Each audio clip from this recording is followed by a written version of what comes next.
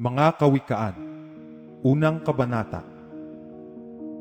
Ang mga kawikaan ni Salomon, na anak ni David na hari sa Israel, upang umalam ng karunungan at turo, upang bulayin ang mga salita ng pagkaunawa, upang tumanggap ng turo sa pantas na pag-uugali, sa katwiran at kahatulan at karampatan, upang magbigay ng katalinuhan sa musmos, kaalaman at pagbubulay sa kabataan, upang marinig ng pantas at lumago sa ikatututo, at upang tamuhin ng taong may unawa ang magagaling na payo, upang umunawa ng kawikaan at ng kahulugan ng mga salita ng pantas at ng kanilang malalabong sabi.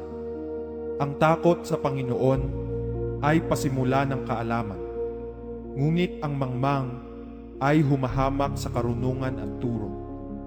Anak ko, dinggin mo ang turo ng iyong ama at huwag mong pabayaan ang kautusan ng iyong ina, sapagkat sila'y magiging tali ng biyaya sa iyong ulo at mga kwintas sa ligid ng iyong leeg.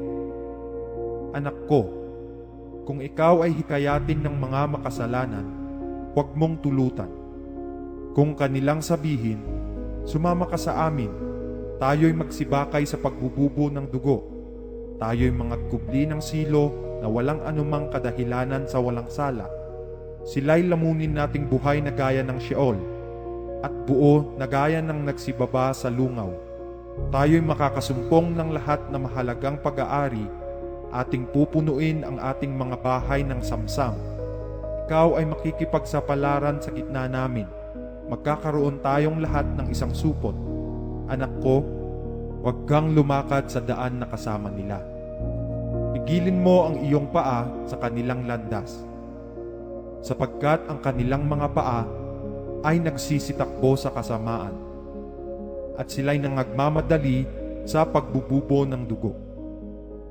Sapagkat walang kabuluhang naladlad ang silo sa paningin ng alinmang ibon, at binabakayan ng mga ito ang kanilang sariling dugo.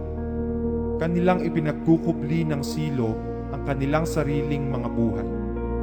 Ganyan ang mga lakad ng bawat sakim sa pakinabang, na nag-aalis ng buhay ng mga may-ari niyaon.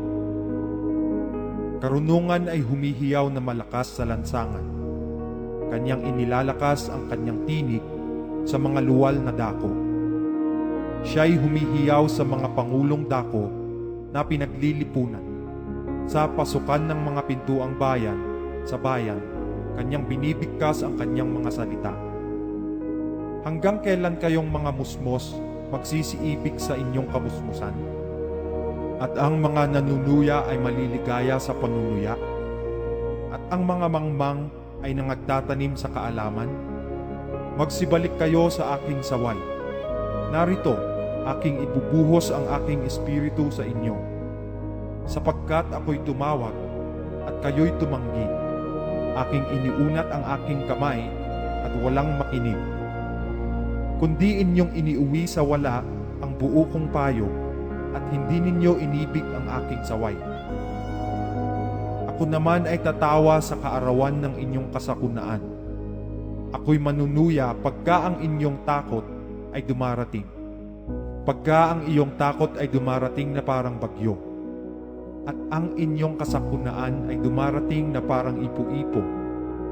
Pagka ang hirap at hapis ay dumating sa inyo. Kung magkagayoy tatawag sila sa akin, ngunit hindi ako sasagot. Hahanapin nila akong masikap, ngunit hindi nila ako masusumpungan.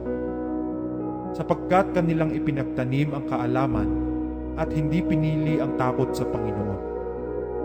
Ayaw sila ng aking payo, kanilang hinamak ang buo kong pagsaway, kaya't sila'y magsisikain ng bunga ng kanilang sariling lakad at mabubusog ng kanilang sariling mga kagagawan.